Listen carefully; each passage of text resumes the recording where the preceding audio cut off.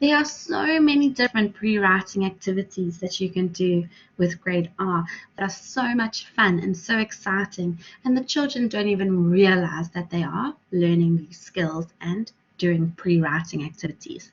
So I've just highlighted a few of my favorite ones. So for fine motor, my absolute favorite is Play-Doh. It is so versatile. There is so much that you can do with it. So Play-Doh is always a winner.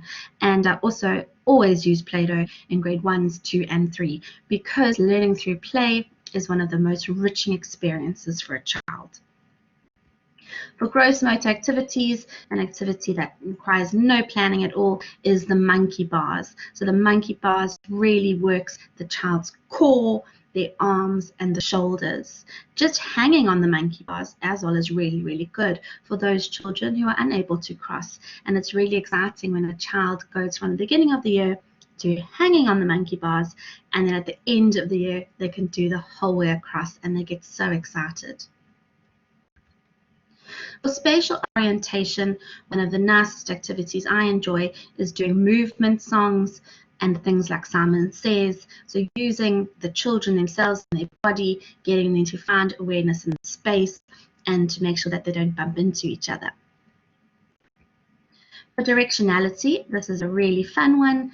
It also helps with your fine motor skills because they have to use the little buttons, and they're going to follow the pre-writing patterns, and they're going to go from the left to the right, or they're going to do spirals. So it really encompasses a lot of these pre-writing skills in one activity.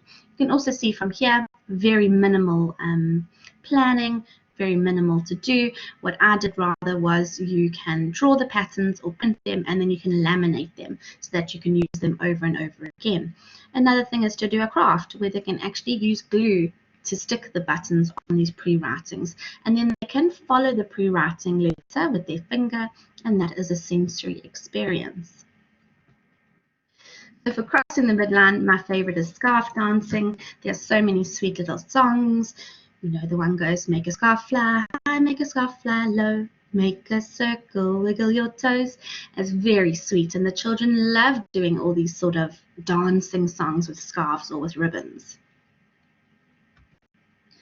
For pencil grip, to teach pencil grip, there's lots of these little simple tricks and hacks to help children, and this one is really nice. So it's a little pom-pom trick.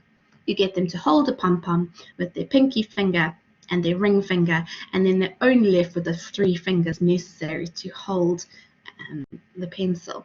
There's lots of different tips and tricks, and I really suggest you go and Google them and see which one would work for you. So where can you find some of these cool ideas? Obviously, you're student teachers, you're going to experience so much more in your teaching career. So at the start of your career, what should you be doing? Where should you be looking?